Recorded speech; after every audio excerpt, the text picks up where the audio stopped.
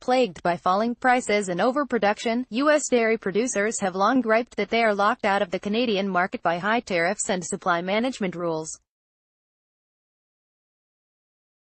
While several of those barriers will be removed under a new trilateral trade agreement between the U.S., Canada and Mexico, experts said the deal will likely not resolve many of the issues bedeviling the U.S. industry. What the deal means for U.S. dairy. The United States-Mexico-Canada Agreement, or USMCA, a proposed replacement for the 24-year-old North American Free Trade Agreement, or NAFTA, would expand American dairy producers' access to 3.6% of Canada's dairy market from the current 1%. The White House says the deal will provide American dairy a number of benefits, including expanded access for U.S. fluid milk, cream, butter, skim milk powder, cheese, eggs and poultry. And according to the text of the deal, Canada will apply export charges to its exports of skim milk powder, milk protein concentrates and infant formula at volumes over the agreed-upon threshold, which the Office of the U.S. Trade Representative said will expand American dairy sales to its northern neighbor. Christopher Sands, the director of the Center for Canadian Studies at Johns Hopkins University's School of Advanced International Studies, believes this 2.6% expanded access into the Canadian dairy market will likely be filled by large U.S. producers with food processing contracts. A few big producers will lock in contracts to fill the 3.6%, so the average dairy farmer will not be able to get in, Sands said. It's such a small amount that big companies can come in and own that space. It really won't change a lot. The trade deal also eliminates Canada's Class 7 dairy pricing program that was introduced in February 2017. As part of the system, Canada lowered the price of its own ultra-filtered milk ingredients such as milk protein concentrates and skim milk and whole milk powders in order to remain competitive with the global prices. U.S. groups said the system was an attempt by Canada to restrict milk imports through tariff rate quotas and undercut the price of American exports. Certainly throughout the process the U.S. was insistent that this needed to happen, but Canada's response was that it didn't want to do that at all. Shauna Morris, Vice President of Trade Policy for the U.S. Dairy Export Council, said in an interview, "It was gratifying that a lot of work was done, because that has been a huge concern for our industry." While the slightly expanded market will offer small benefits to some U.S. dairy farmers, it does nothing to reduce the overproduction at the heart of our dairy crisis, Jim Goodman, a Wisconsin dairy farmer and board president of the National Family Farm Coalition, said in a statement. Rather, it increases the false idea that exports will save us. We must solve the problem of our overproduction through common-sense farmer-led supply management programs, not by dumping our excess milk into the Canadian farmers' market. The excess supply of milk has been an issue in recent years. According to the U.S. Department of Agriculture, farmers sold just 48.63 billion pounds of fluid milk in 2017, marking the lowest figure in more than 4 decades. Coupled with those low sales, the price of milk has plummeted due to oversupply.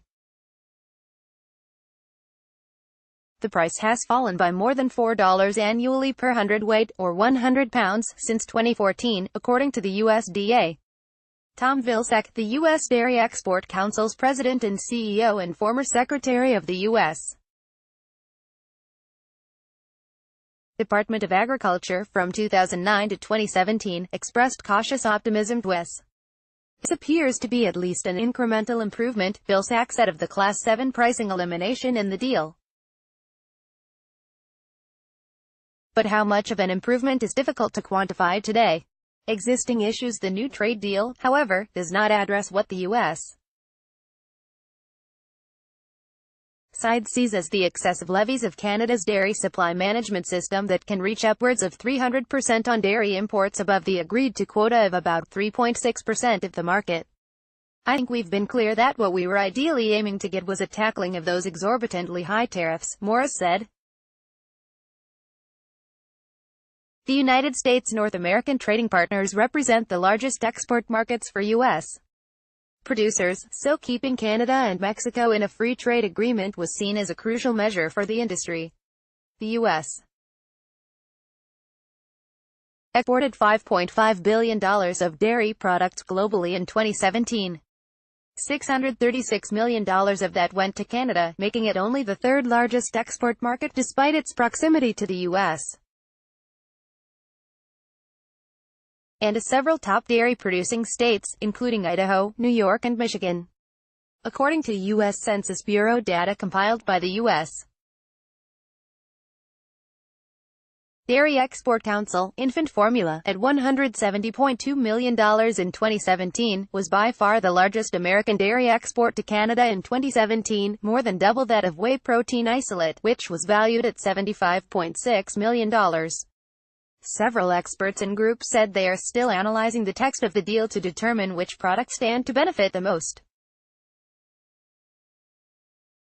We're still studying the details on how the access is delivered across product categories and how it's phased in over time, but it will certainly be more than we have now, Morris said. Not surprisingly, the deal was not well received by Canada's dairy sector. Pierre Lampron, president of the Dairy Farmers of Canada, said the deal opens the Canadian market to foreign milk products made under inferior standards. Retaliatory tariffs. Now that market access has been somewhat addressed, several dairy groups are clamoring for Canada and Mexico to be removed from the Trump administration's 25% tariff on steel imports and 10% tariff on aluminum imports, which resulted in retaliatory tariffs against American dairy exports imposed by both the United States' northern and southern neighbors. In June, Mexico placed a 15% tariff on American cheese, a figure that rose to 25% on July 5. Canada imposed its own retaliatory measures on U.S. yogurt, pizza and other dairy products. Since Mexico is the biggest export market for cheese outside the U.S., we're very much hoping that very soon there will be a lifting of U.S. tariffs of steel and aluminum on Mexico, Morris said.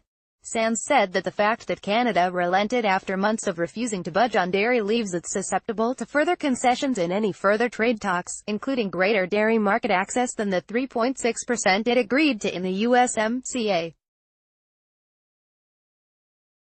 Canada, to get things removed here, would have to walk back their retaliatory measures, Sands said. Canada lost a lot of leverage. Trump could now say, "Give us more on dairy."